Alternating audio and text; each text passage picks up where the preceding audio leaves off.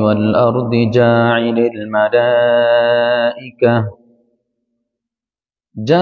الملائكة رسلا أولي أجنحة مثنى وثلاث ورباع يزيد في الخلق ما يشاء إن الله على كل شيء قدير.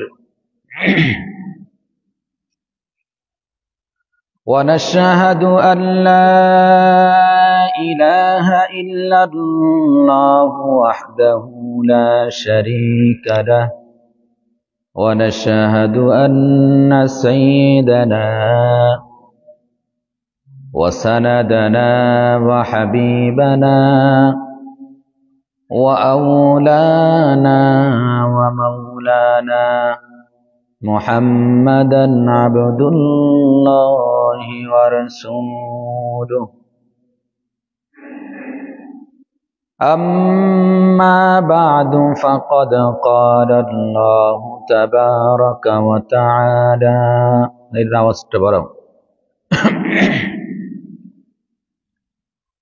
أعوذ بالله من الشيطان الرجيم.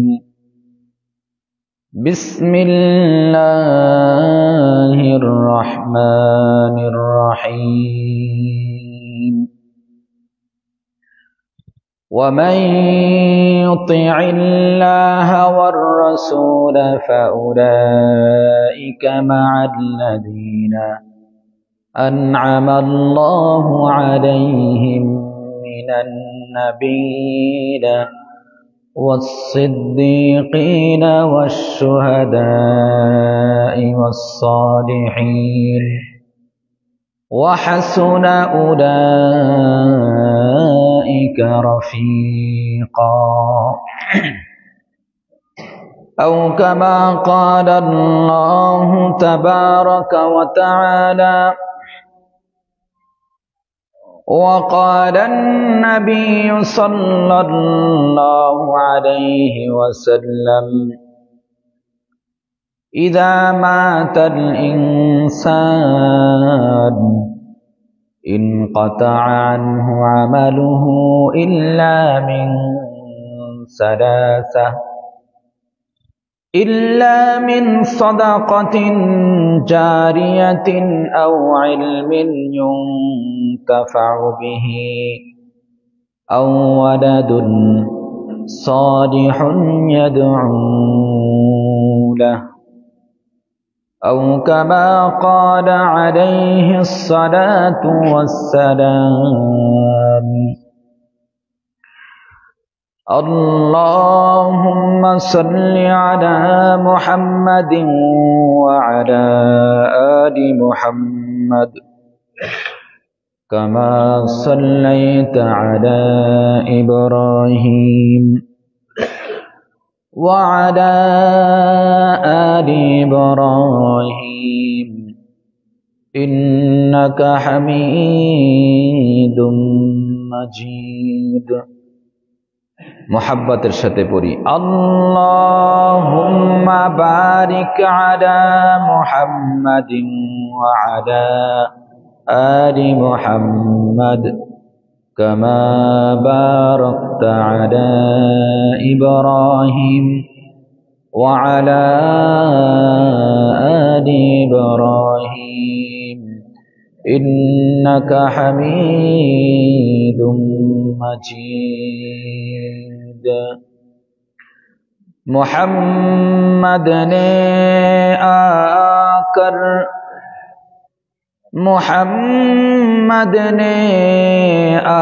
आकर कुफर को मिटाया, कुफर को मिटाकर सदाकत को बताया। बलगल उला कशफत दुजा बिजमालिही हसनत जमीअ वकिसालिही सल्लु अलैहि وآله الحمد لله মুআজ্জাজ মুহতারাম সম্মানিত মুসল্লিয়ান একরাম, মহান আল্লাহ রব্বুল আলামিনের দরবারে লক্ষ কোটি শুকর ও সুজুদ আদায় করছি যে মহান আল্লাহ সুবহানাহু ওয়া তাআলা আজকে পবিত্র জুমার দিন, ইংরেজি নববর্ষের প্রথম জুমা, আল্লাহ রব্বুল আলামিন আমাদেরকে দুনিয়ার সকল প্রকার বিপদ আপদ বালা মুসিবত থেকে হেফাজত করে মহান আল্লাহ রব্বুল আলামিনের ঘরের মেহমান হিসেবে কবুল করেছেন। এই জন্য সেই মহান রবের দরবারে আমরা হৃদয় দিয়ে জবান খুলে কালিমাতুশ শুকুর আদায় করি, আলহামদুলিল্লাহ।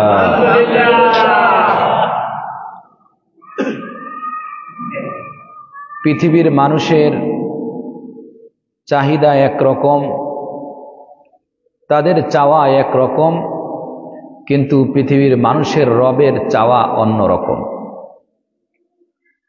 পৃথিবীতে আমরা যারা মানুষ আছি, আমাদের কাছে কেউ যদি চায় তাহলে আমরা অসন্তুষ্ট হই। যদি প্রথমবারে সন্তুষ্ট চিত্তে দিয়েও দেই, দ্বিতীয়বার, তৃতীয়বার, চতুর্থবার যদি কেউ আমাদের কাছে চায় তাহলে আমরা তার উপরে নারাজ হয়ে যাই। চিল্লায় এখন ঠিক কিনা? কিন্তু আল্লাহ তাআলা এর ব্যতিক্রম। পক্ষান্তরে আল্লাহ তাআলার কাছে যদি কেউ না চায় তাহলে আল্লাহ তাআলা রাগ করেন। চিল্লায় এখন সুবহানাল্লাহ। আল্লাহ বলেন, চাও বান্দা, আমার কাছে চাও। আমি আল্লাহ রব্বুল আলামিনের কাছে যদি তোমরা চাও তাহলে আমি খুশি হয়ে যাই, আর যদি না চাও তাহলে আমি বেজার হয়ে যাই। সুবহানাল্লাহ। এজন্য সবকিছু চাবো কার কাছে? আল্লাহর কাছে চাইতে হবে। দেনেওয়ালা কে? আল্লাহ।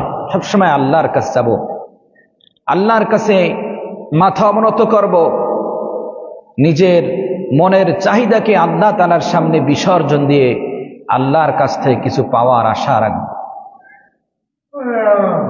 যখন মানুষের সব চাহিদা পূরণ করতে কেউ পারে না, তখন তার চাহিদা পূরণ করেন কে? আল্লাহ। এজন্য নিজেদের ব্যক্তিগত, পারিবারিক, সামাজিক যে কোনো বিষয় হোক না কেন, সর্বপ্রথম আমরা আল্লাহ তাআলার কাছে চাবো। এর সমাধান আল্লাহ রব্বুল আলামিন অবশ্যই আমার সমস্যার সমাধান করে দিবেন। আল্লাহ রব্বুল আলামিনের হাবিব বলেন যে তোমরা আল্লাহ তাআলার কাছে চাও, কারণ আল্লাহর কাছে যদি না চাও তাহলে আল্লাহ রাগান্বিত হয়। মান লা ইয়াসআলুল্লাহ ইয়াগদাব আলাইহি, যে ব্যক্তি আল্লাহর কাছে চায় না আল্লাহ তার উপরে রাগ করেন, গোসা করেন।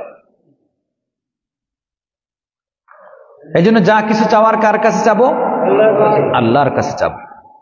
দুনিয়ার কোন মানুষের কাছে হাত পাতবো না, কোন মাজারে হাত পাতবো না, কোন বাজারে, কোন দুয়ারে হাত পাতবো না, শুধু একমাত্র আল্লাহর দরবারে হাত পাতবো ইনশাআল্লাহ। তাহলে আল্লাহ তাআলা আমাদের জন্য করে দেবেন।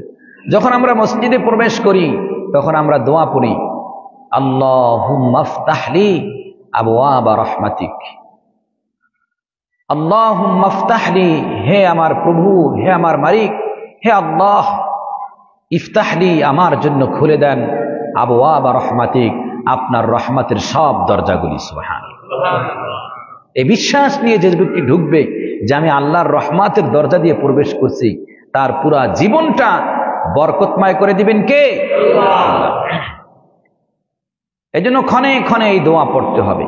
যখন আমি বাড়িতে প্রবেশ করব, আমি সাথে সাথে বাড়িওয়ালাদেরকে সালাম দিব, আসসালামু আলাইকুম ওয়া রাহমাতুল্লাহি ওয়া বারাকাতুহু। তোমাদের সকলের উপরে শান্তি এবং আল্লাহর রহমত আর বরাকাত বর্ষিত হোক। জোরে কোন সুবহানাল্লাহ। এরকম দোয়া যদি আমাদের পদে পদে থাকে, পুরা আমাদের জীবনটাকে শান্তিময় করে দিবেন কে? আল্লাহ। আল্লাহ আমাদের সবাইকে তৌফিক দান করুন। প্রিয় ভাইয়েরা মুসল্লিরা, আমি বিগত সপ্তাহে আলোচনা করতেছিলাম একজন বাবার জন্য, সন্তানের জন্য কি করণীয়। একজন বাবা তার সন্তানের ভবিষ্যতের জন্য, তার লাইফকে সেটেল করার জন্য কি করবে, তার দুনিয়া আখিরাতে সফলতার জন্য কি করবে। আমাদের কাছে যেটার ভিতরে সফলতা আছে, আল্লাহ তাআলার কাছে সেটার ভিতরে সফলতা নাই। আমরা মনে করি দুনিয়ায় গাড়ি বাড়ি নারী হওয়া সফলতা, কিন্তু আল্লাহ তাআলা বলেন না, মৃত্যুর পরের জীবনে যে ব্যক্তি জাহান্নাম থেকে মুক্তি পেয়ে গেছে সেই ব্যক্তি সফলতা অর্জন করছে। সুবহানাল্লাহ। মৃত্যুর পরে সেই জীবনে সফলতা কিভাবে আসবে, আমাদের সেই চিন্তা চেতনা প্রত্যেকটা মানুষের হৃদয়ের ভিতরে থাকতে হবে। আল্লাহ রব্বুল আলামিন আমাদের সকলকে আখিরাতের প্রস্তুতি নিয়ে আখিরাতে সফলতা অর্জন করার তৌফিক দান করেন। সকলে বলি আমিন। একজন পিতার জন্য কর্তব্য আছে, যদি কর্তব্যগুলো পালন করে আল্লাহ রব্বুল আলামিন তার জন্য পুরস্কার রাখছেন। 4 শ্রেণীর সন্তানদের পিতামাতা বিনা হিসাবে জান্নাতে যাবে। সুবহানাল্লাহ। কয় শ্রেণীর? 4 শ্রেণীর সন্তান যাদের থাকবে, ওই সকল পিতামাতা বিনা হিসাবে জান্নাতে যাবে। সুবহানাল্লাহ। 1 নম্বরে হলো শুহাদা, শহীদ। যে সকল পিতা মাতার কোন সন্তান আল্লাহর রাস্তায় শহীদ হয়ে যায়,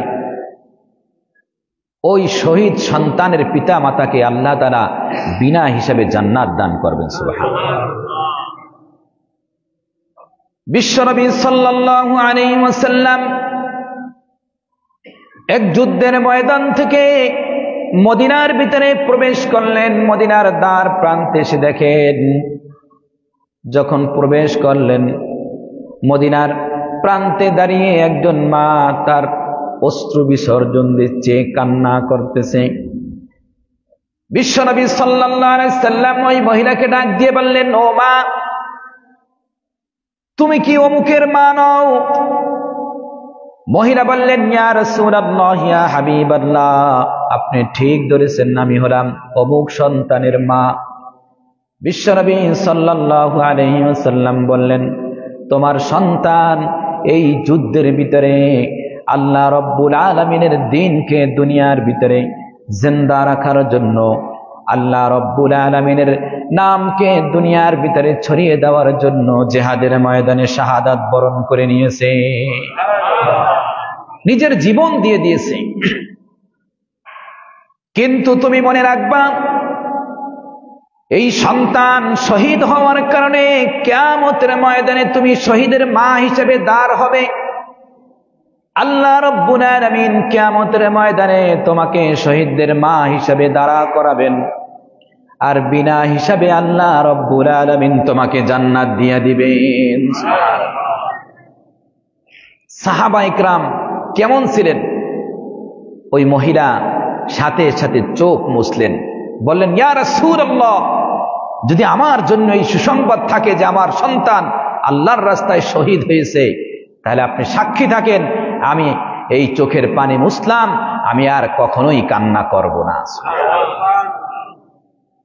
তাদের ভিতরে চাহিদা ছিল যে আমার একটা সন্তান আল্লাহর রাস্তায় শহীদ হয়ে যাক, আমার সন্তান আল্লাহর রাস্তায় শাহাদাত বরণ করুক, আর কিয়ামতের ময়দানে আমি শহীদদের মা হিসাবে, শহীদের বাবা হিসাবে আল্লাহ রব্বুল আলামিনের সামনে দাঁড়াবো। সুবহানাল্লাহ। আর একজন মহিলা সাহাবীর ঘটনা আছে। মহিলা সাহাবীর 4টি সন্তান। যুদ্ধের দামামা ডঙ্কা বেজে উঠল, মহিলা তার 4টি সন্তানকে সামনে দাঁড় করালেন। সন্তানদের উদ্দেশ্যে বললেন, হে আমার প্রিয় সন্তানেরা, আমি আমার গর্ভে তোমাদেরকে ধারণ করেছি, আমি ভূমিষ্ঠকালে সেই কষ্ট সহ্য করেছি, তোমাদেরকে লালন পালন করে বড় করছি। আমি চাই তোমরা বীর বিক্রমে যুদ্ধ করবে আল্লাহর রাস্তায়, আর সেখানে শাহাদাত বরণ করবে। সুবহানাল্লাহ। যদি তোমরা আমার চারটি সন্তান যদি আল্লাহর রাস্তায় শহীদ হয়ে যাও, তাহলে আমি মনে করব আমার জীবনের সার্থকতা পূরণ হলো, তোমাদেরকে জন্ম দিয়ে আমি আমার সফলতায় পৌঁছে গেছি। সুবহানাল্লাহ।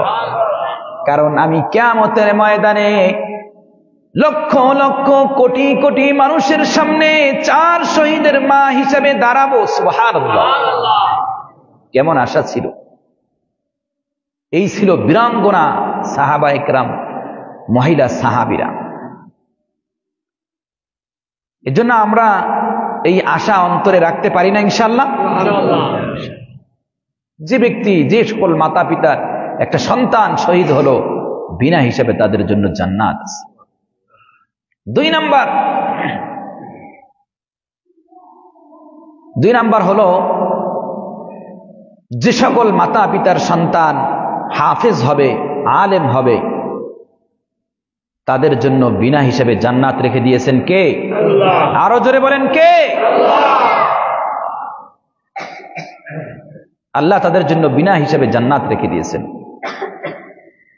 বিশ্বনবী সাল্লাল্লাহু আলাইহি সাল্লাম বলেন,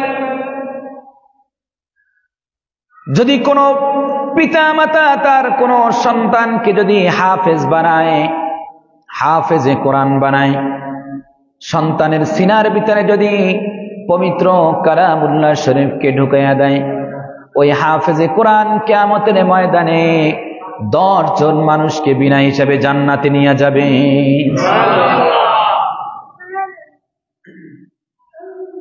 বিশ্বনবী সাল্লাল্লাহু আলাইহি সাল্লাম ঘোষণা করেন, এমন 10 জন ব্যক্তি নয় যারা নেক আমল করে জান্নাতের উপযুক্ত হয়েছে, এমন 10 ব্যক্তি নয় যারা রাতের বেলা তাহাজ্জুদ নামাজ পড়ে জান্নাত কামাই করে নিয়েছেন, যারা এমন ব্যক্তি নয় আল্লাহ রাব্বুল আলামিনের রাস্তায় শহীদ হয়ে জান্নাত কামাই করেছেন। বরং বিশ্বনবী সাল্লাল্লাহু আলাইহি সাল্লাম বলেন, কুল্লুহা কদ ওয়াজাবাত লাহুন নার, তারা প্রত্যেকে এমন হবে যাদের জন্য জাহান্নাম ওয়াজিব হয়ে গেছে। জোরে কর নাউজুবিল্লাহ। এমন 10 ব্যক্তি যাদের জন্য জাহান্নাম ওয়াজিব, যারা এমন কর্মকাণ্ড করেছে পৃথিবীতে যে মৃত্যুর পরে তাদের জন্য বিনা হিসাবে জাহান্নাম, এইরকম 10 জন ব্যক্তিকে জান্নাতে নিয়ে যাবে একজন হাফেজে কোরআন। চিল্লায়ে কোন সুবহানাল্লাহ। অন্য হাদিসে আছে, একজন আলেম যদি কোনো পিতামাতা তার সন্তানকে আলেম বানায়, তাহলে ওই আলেম 70,000 মানুষকে বিনা হিসেবে জান্নাতে নিয়ে যাইবে।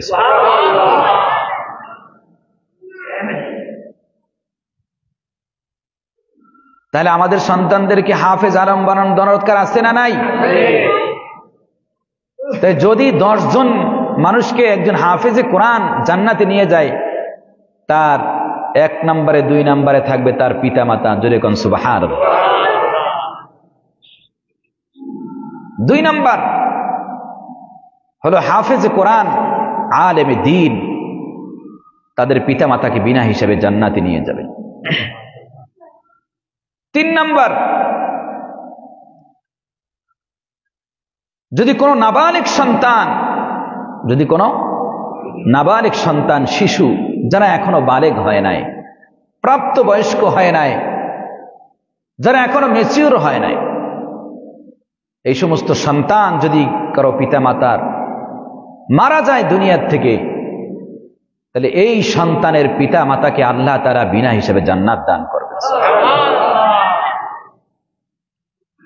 কারণ একটা পিতা মাতার সামনে তার সন্তান মারা যাওয়ার মতো দুঃখ কষ্ট আর পৃথিবীতে দ্বিতীয়টা হতে পারে। আল্লাহ রাব্বুল আলামিন যখন কোন ছোট শিশু মারা যায়, ফেরেশতাদেরকে ডাক দিয়ে বলে,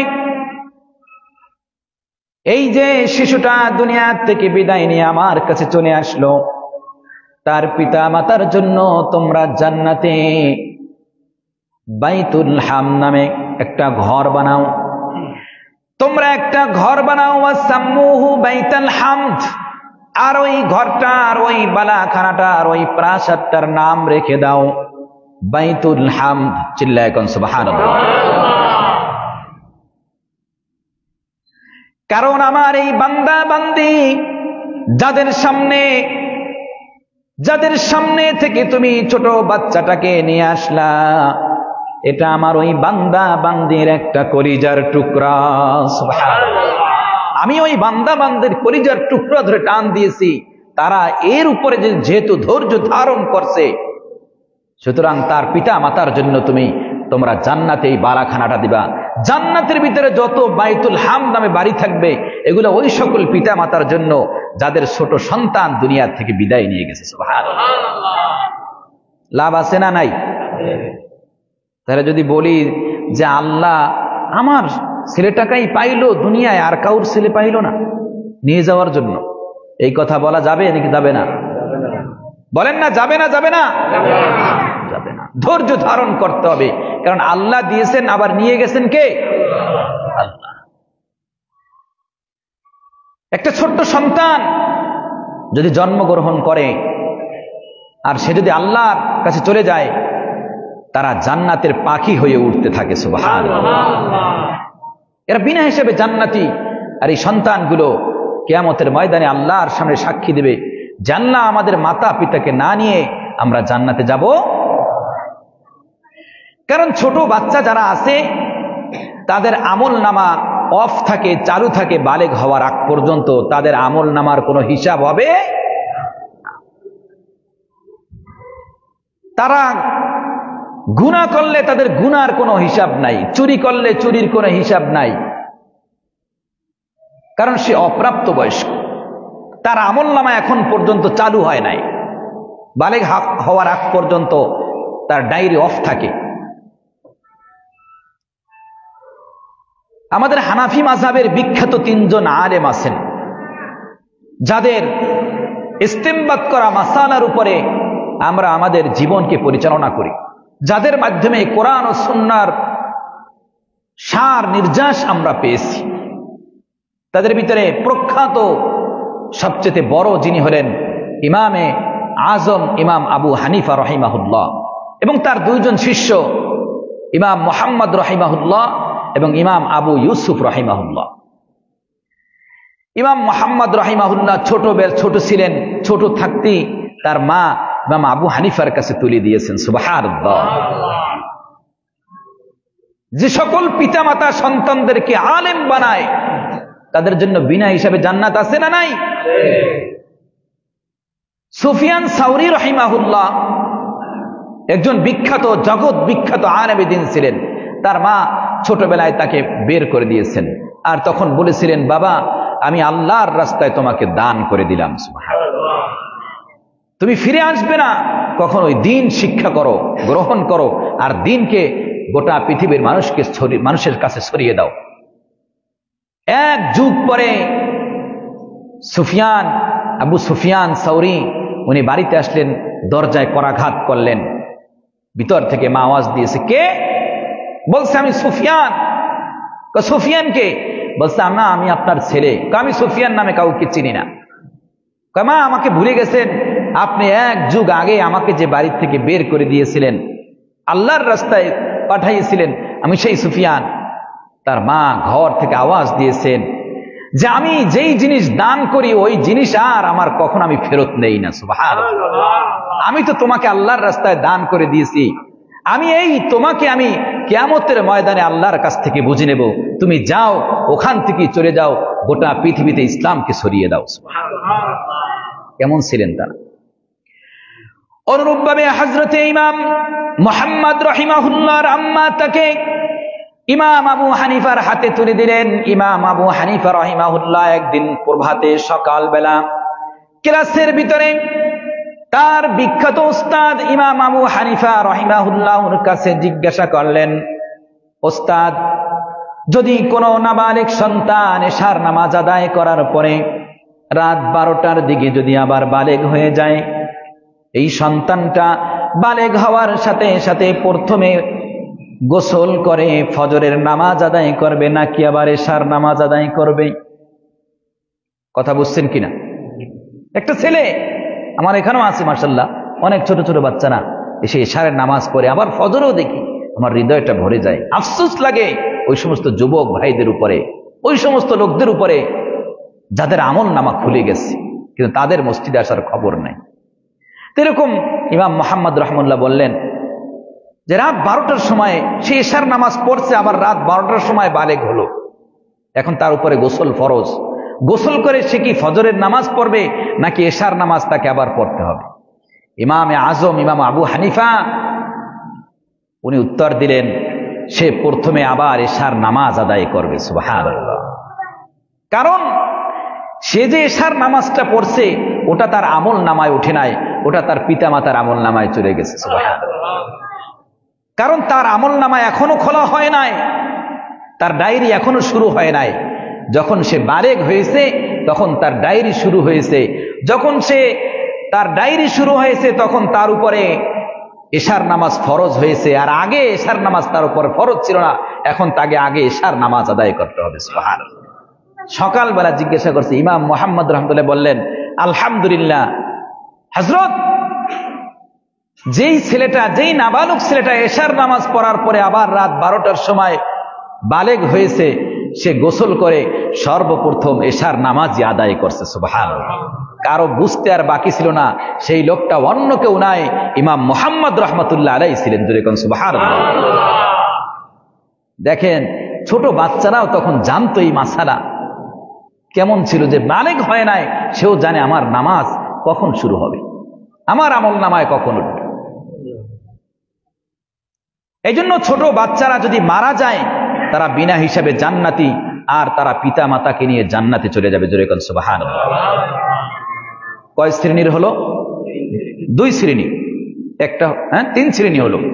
1 নাম্বার হলো শহীদ, যাদের সন্তান শহীদ হবে ওই সমস্ত পিতা মাতা বিনা হিসাবে জান্নাতে যাবে। 2 নম্বরে হাফেজ আলেম বানাবে যে সমস্ত পিতা মাতা সন্তানকে, তারাও বিনা হিসাবে জান্নাতে যাবে।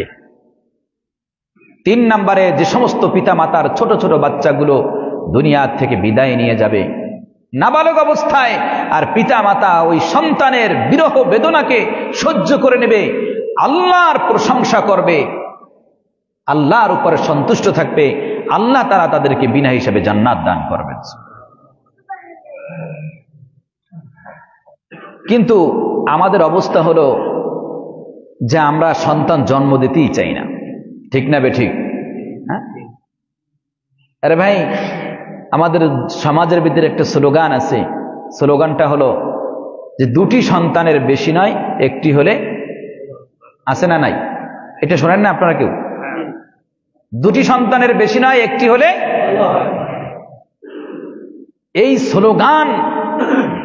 এই স্লোগানের উপরে যারা বিশ্বাস করবে, এই থিওরিকে মেনে নেবে, তারা বেঈমান হয়ে যাবে, তাদের ঈমান থাকবে না। কারণ এই স্লোগান ইসলামের সাথে সাংঘর্ষিক। এই স্লোগান কোনোদিন কোনো একজন মুমিনের হতে পারে না। এই স্লোগান আল্লাহর নয়, আল্লাহর রাসূলের নয়। এই স্লোগান হলো সরাসরি শয়তানের স্লোগান। কার স্লোগান? জোরে বলেন, কার স্লোগান? এটা কোনো মুসলমানের স্লোগান হতে পারে না। মুসলমানের স্লোগান অন্যটা। মুসলমান স্লোগান তো ওইটা দিবে যেটা রাসূল দিয়েছেন। বিশ্বনবী সাল্লাল্লাহু আলাইহি সাল্লাম বলেন, তাযাওয়াজুল ওয়াদুদাল ফুলুদ ফাইন্নী মুকাসিরুম বিকুমুল উমাম। বিশ্বনবী সাল্লাল্লাহু আলাইহি সাল্লাম বলেন, ও যুবক, ও যুবকেরা, ও আমার উম্মতেরা, তোমরা এমন নারীকে বিবাহ করো যেই নারীরা বেশি বেশি সন্তান প্রসব করে। সুবহানাল্লাহ। কারণ কিয়ামতের ময়দানে আমি আল্লাহ রাব্বুল আলামিনের সামনে দাঁড়াবো। আমি কিয়ামতের ময়দানে আল্লাহর সামনে দাঁড়িয়ে গোটা পৃথিবীর মানুষের সামনে, লক্ষ লক্ষ নবীদের সামনে দাঁড়িয়ে আমি গর্ব করব যে আমার উম্মাত হলো সবচেয়ে বেশি। সুবহানাল্লাহ। বলেন এই স্লোগানের সাথে রাসূলের স্লোগানের সাথে কোনো মিল আছে? হ্যাঁ, একজন মুসলমান তো এই স্লোগান দিবে। আল্লাহর রাসূল বলছেন এমন নারীকে বিবাহ করো যেই নারীরা বেশি সন্তান প্রসব করে। এখন আপনারা বলবেন হুজুর এটা কি বললেন, তাহলে খাওয়াইবে কি? হ্যাঁ, খাওয়াইবে কি? আল্লাহ তাআলা বলেন লা তাকতুলু আওলাদাকুম খাশিয়াতা ইমলাক, তোমরা তোমাদের সন্তানদেরকে ক্ষুধার ভয়ে, খাদ্যের ভয়ে হত্যা করিও না। পরিবার পরিকল্পনা আছে না নাই সমাজে? হ্যাঁ, কে বলছে যে মানুষ বাড়লে খাদ্যের সংকট হয়ে যাবে? এটা একটা ভুল মেসেজ আমাদের ব্রেনের ভিতরে ঢুকাই দিচ্ছে। আচ্ছা, সর্বপ্রথম একজন মুমিনের বিশ্বাস খাদ্য দেওয়ার মালিক কে? পৃথিবীতে কারো নাম রাজ্জাক আছে? রাজ্জাক কার নাম? তিনি রিজিক দেন। কিন্তু আমরা ভয় পাচ্ছি যে আমাদের সন্তান বাড়লে আমাদের খাদ্যের অভাব হবে, এতগুলো সন্তান কেমনে লালন পালন করব? আপনারা জেনে থাকবেন 1998 সালে পৃথিবীতে অর্থনীতিতে চ্যাম্পিয়ন হয়েছে, নোবেল পুরস্কার নিয়েছে ভারতের একজন, তার নাম হলো অমর্ত্য সেন। তেনার কি ছিল? তেনার গবেষণা ছিল, গবেষণার মূল ছিল যে মানুষ বাড়লে খাদ্যের সংকট হয় না, বরং খাদ্য আরো বাড়তে থাকে। খাদ্য আরো কি? কেন? তার গবেষণা এরকম ছিল যে দেখেন, একটা মানুষ যদি জন্মগ্রহণ করে তাহলে তার দুইটা হাত হয়। কয়টা হাত হয়? দুই হাত দিয়ে সে কামাই করবে, ইনকাম করবে। আর মুখ হয় একটা। মুখ কয়টা? তাহলে খাওয়ার জিনিস বাড়লো না ইনকামের সোর্স বাড়লো? আপনারা বলেন না, কি বাড়লো? ইনকামের সোর্স বাড়লো। তাহলে এখানে মানুষ যদি বৃদ্ধি পায় তাহলে অর্থনীতিতে উন্নতি হবে, অবনতি হবে না। চিল্লায়ে কোন সুবহানাল্লাহ। এটা রাসূল বলেছেন। একটু সংক্ষেপে চিন্তা করুন, আজ থেকে যদি আমরা 20 বছর আগে ধারণা করি, আচ্ছা আঙ্গুল ফল খাওয়ার জন্য কিনছেন এরকম কয়জন আছেন? আমরা 20 বছর আগে আঙ্গুল ফল খাওয়ার জন্য কিনতাম না আঙ্গুল ফল রুগী দেখার জন্য কিনতাম? বলেন। এই যে মুরব্বীরা বলে ফেলাইছে, রুগী দেখার জন্য আঙ্গুর ফল কিনত। তাও কত? 1 কেজি না 2 কেজি? 250, 100 গ্রাম, 250 গ্রাম।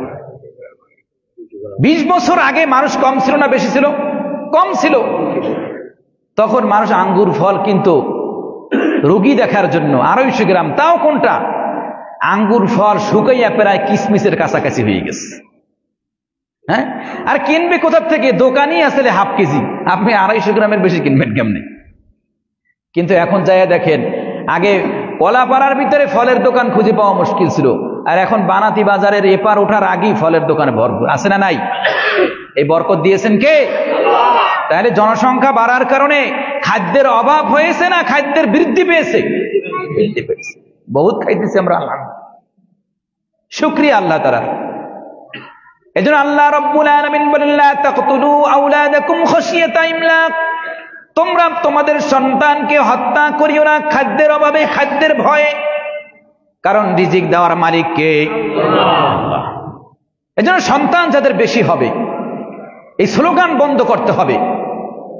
2টি সন্তানের বেশি না, একটি হলে ভালো হয়। দেখেন উন্নত রাষ্ট্রে চীনের ভিতরে যদি সন্তান জন্মগ্রহণ করে তার জন্য ভাতা জারি করে। আর আপনার আমার মাথায়, আমাদের এই পার্লামেন্টে আমাদের মাথার উপরে যে সমস্ত নেতা খাতারা বসে আছে তাদের মাথার ভিতরে শয়তানে পেশাব করছে। ইহুদি খ্রিস্টানরা মাথার ভিতরে ভুল মেসেজ ঢুকাই দিচ্ছে। কারণ তাদের চিন্তা আছে যে তোমরা এটা আইন করে দাও, 2টা সন্তান নেবে, পরিবার পরিকল্পনা বানায় দাও। কিন্তু ওদের রাষ্ট্রে ঠিকই সন্তান জন্ম করলে, গ্রহণ করলে তার সব দায় দায়িত্ব সরকার নিয়ে নেয়। আছে না নাই? কারণ ওরা জানে যে একটা মুসলমান যদি বাড়ে তাহলে তাদের একটা দুশ্মন বেড়ে গেল। ঠিক না বে ঠিক? একটা মুসলমান জন্মগ্রহণ করলে তাদের একটা শত্রু বেড়ে গেল, একটা মুসলমান যদি জন্মগ্রহণ না করে তাহলে তাদের একটা শত্রু কমে গেল। কিন্তু মুসলমান এটা বোঝে না। আল্লাহ বোঝার তৌফিক দান করুন। 3 শ্রেণী। চতুর্থ শ্রেণী, 4 নাম্বার হলো যে সকল পিতা মাতার কোন সন্তান পাগল হয়ে জন্মগ্রহণ করে অথবা পাগল হয়ে যায়, আর পিতা মাতা ওই সন্তানের খেদমত করে, আল্লাহ রব্বুল আলামিন কিয়ামতের ময়দানে ওই পিতা মাতাকে বিনা হিসেবে জান্নাত দিয়ে দিবেন। পাগল সন্তান যদি কারো জন্মগ্রহণ করে, ওই পাগল সন্তানটাকে লালন পালন করছে পিতা মাতা, তার দেখাশোনা করছে। কারণ একটা পাগল বিনা হিসাবে জান্নাতি, তার কোনো গুনাহ নাই। যেরকম ঠিক নেবে ঠিক, ওর উপরে ডায়েরি নেই কোনো, যেখানে ফেরেশতারা নেক এবং বদ লিখবেন, ভালো মন্দ যাচাই বাছাই করতে পারে না। এজন্য পাগল বিনা হিসাবে জান্নাতি। যদি কোনো ঘরে কারো সন্তান পাগল হয়ে জন্মগ্রহণ করে, এটাকে আমাদের সমাজে মনে করে গজব আইছে। আমরা কই কি ওর উপরে গজব পড়ছে, এই জন্য ওর ছেলেটা প্রতিবন্ধী হয়েছে, ওর ছেলেটা অন্ধ হয়েছে, ওর উপরে গজব। আপনারা বলেন তার উপরে গজব না রহমত? চিল্লায় এখন, গজব না রহমত? রহমত। তার উপরে রহমত নাজিল হয়েছে। বরং তার এই সন্তানটার মাধ্যমে ওই ব্যক্তিটা কিয়ামতের ময়দানে বিনা হিসেবে জান্নাতে যেতে পারবে। একটা প্রতিবন্ধী সন্তান, অন্ধ সন্তান, একটা পাগল সন্তানকে যদি লালন পালন করে পিতামাতা, ওই ছেলেটার, ওই সন্তানটার উসিলায় কিয়ামতের ময়দানে পিতা মাতাকে বিনা হিসাবে জান্নাত দেওয়া হবে। চিল্লায় এখন সুবহানাল্লাহ। তাহলে কয় শ্রেণী পেলাম? 4 শ্রেণীর। 1 নম্বরে হলো 4 শ্রেণীর পিতামাতা বিনা হিসাবে জান্নাতে যাবে। 4 শ্রেণীর সন্তান হলো শহীদ সন্তান। 2 নাম্বার হলো আলেম হাফেজ সন্তান। 3 নম্বরে হলো ছোট বাচ্চা নাবালেগ অবস্থায় দুনিয়ার থেকে বিদায় নিয়ে যায়, এরকম সন্তানের পিতামাতা বিনা হিসাবে জান্নাত। আর 4র্থ নাম্বার হলো পাগল হয়ে বা পাগল হয়ে গেছে এরকম যদি সন্তান থাকে, আর পিতামাতা যদি তাদেরকে লালন পালন করে, তাহলে কিয়ামতের ময়দানে এই পিতামাতাকেও বিনা হিসাবে জান্নাত দান করবেন কে? এখন বলবেন হুজুর এর ভিতর তো একটাও নাই পোলাপান, শহীদও হলো না, আলেমও বানাইতে পারি নাই, হ্যাঁ, ছোটবেলায়ও মারা যায় নাই, এবার পাগলও হয় নাই, হুজুর আর কোন অপশন আছে? চলুন আরো একটা অপশন আছে। যদি আপনি এগুলো না পারেন, যে আপনার সন্তান এগুলো একটাও হয় না, যদি হয়ে থাকে শুকরিয়া আদায় করবেন, আর যদি না হয় তাহলে আরেকটা অপশন আছে। আল্লাহ রাব্বুল আলামিন বলেন, وَمَن يُطِعِ اللَّهَ وَالرَّسُولَ فَأُولَئِكَ مَعَ الَّذِينَ أَنْعَمَ اللَّهُ عَلَيْهِم مِّنَ النَّبِيِّينَ وَالصِّدِّيقِينَ وَالشُّهَدَاءِ وَالصَّالِحِينَ وَحَسُنَ أُولَئِكَ رَفِيقًا। আল্লাহ রাব্বুল আলামিন বলেন, যারা আল্লাহ রাব্বুল আলামিনের হুকুম মান্য করবে, নবীর হুকুম অনুযায়ী চলবে, নবীর তরিকা অনুযায়ী চলবে, ফাউলাইকা মাআল্লাযীনা আন'আমা আল্লাহু আলাইহিম, আল্লাহ রাব্বুল আলামিন তাদেরকে ওই সমস্ত ব্যক্তিদের সঙ্গী করে দিবেন যারা শহীদ হয়ে গেছেন, যারা নবী, যারা নেককার হয়ে গেছেন। আল্লাহ রাব্বুল আলামিন বলেন তারা কিয়ামতের ময়দানে নবীদের সঙ্গী হয়ে উঠবে। জোরে কোন সুবহানাল্লাহ। এই জন্য সন্তানদেরকে আপনি বানাইতে পারেন নাই, তাহলে আপনি সন্তানদেরকে আলেম ওলামাদের সাথে মিলাইয়া দেন, তাবলীগে পাঠাইয়া দেন, বিভিন্ন মাহফিলের ময়দানে পাঠান, যে আপনার সন্তানটাকে মিলাইয়া দেন আলেমদের সাথে, তাদের সাথে ওঠা বসা করে সেও ভালো হয়ে যাক। তাদের সাথে যদি ওঠা বসা করে তাহলে আপনার সন্তানটা একদিন ভালো হয়ে যাবে। ওই সন্তানটা কিয়ামতের ময়দানে ভালো হয়ে উঠবে, নবীদের কাতারে উঠবে, সালেহিনদের কাতারে উঠবে। রাজি আছি না ইনশাআল্লাহ? আমি মনে করি বর্তমান সমাজের পিতা মাতাও স্বার্থপর। বলবেন যেটা কি বললেন? নিঃস্বার্থ ভালোবাসা তো পিতা মাতার। আমি বলি আছে, কিন্তু বর্তমান যুগের কথা বলছি। তাকিয়ে দেখেন যে পিতা মাতা সন্তান যদি ইনকাম বাণিজ্য ভালো করে, হ্যাঁ খুশি, মহা খুশি। ও নামাজ পড়ে না, ও বেঈমান হয়ে কবরে যাইতেছে, এ নিয়ে তাদের কোনো মাথা ব্যথা নাই। কিন্তু নিজে পাক্কা নামাজি, সন্তান ইনকাম করছে তো ভালো, কিন্তু সন্তান নামাজ পড়ে না, সন্তান দিনের পথে আসে না, আল্লাহর হুকুম অনুযায়ী চলে না, তার এই পিতামাতা স্বার্থপর কিনা বলেন? সে তো তার স্বার্থের কারণে সন্তানকে চালাইছে। এই জন্য যুবক ভাইরা বুঝতে হবে, এই জন্য পিতা মাতাকে সতর্ক থাকতে হবে যে আমি শুধু নামাজ পড়লাম, পোলাপানের ইনকাম বাণিজ্য খাইলাম, এটা চলবে না। আমার সন্তানকে নামাজি বানানোর, আমার সন্তানকে দিনদার বানানোর, আমার সন্তানকে আলেম ওলামাদের সাথে মিশিয়ে দেওয়ার দায়িত্ব আমার। আমাদের সমাজ অনেক দূরে চলে গেছে। এজন্য আসুন পিতামাতা সতর্ক হই। আমরা নামাজই পড়ি, কিন্তু আমি আমার সন্তানের ফিকির করি না। এটা নিঃস্বার্থ হলো না, স্বার্থ হলো। আপনি তো চিন্তা করবেন আপনার সন্তানের পরকালের জিন্দেগি সুন্দর হোক।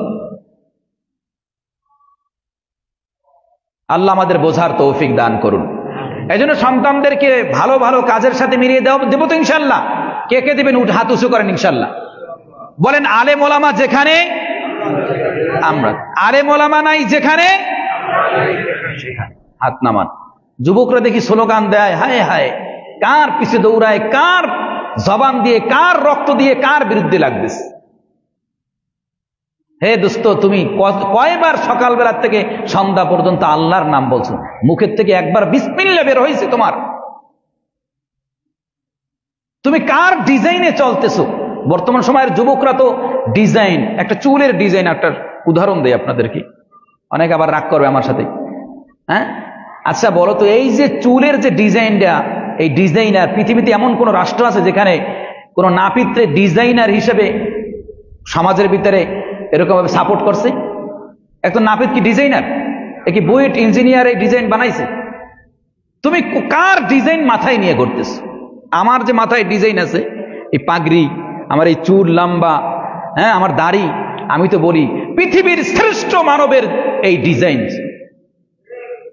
কিন্তু তুমি বলো, তুমি কার ডিজাইন নিয়ে চলছো? এই জন্য আসুন আমরা একটু বুঝি, বোঝার চেষ্টা করি। এক চুলের পিছনে তোমার দিনের কয়েক ঘন্টা পার হয়ে গেল। তুমি আল্লাহর জন্য কখন সময় দিবা? তুমি কবরের চিন্তা কখন করবা? আল্লাহ রব্বুল আলামিন আমাদেরকে বোঝার তৌফিক দান করুন। আমরা চেষ্টা করব এই 4 শ্রেণীর ভিতরে 4 শ্রেণীর পিতামাতা হওয়ার। কে কে রাজি আছেন এই 4 শ্রেণীর পিতামাতা হবে ইনশাআল্লাহ? আল্লাহ আকবার। আল্লাহ সবাইকে কবুল করুন, আমিন। ওয়া আখিরু দাওয়ানা আলহামদুলিল্লাহি রাব্বিল আলামিন। যারা সুন্নাত পড়েনি 4 রাকাত সুন্নাত আদায় করে নিন।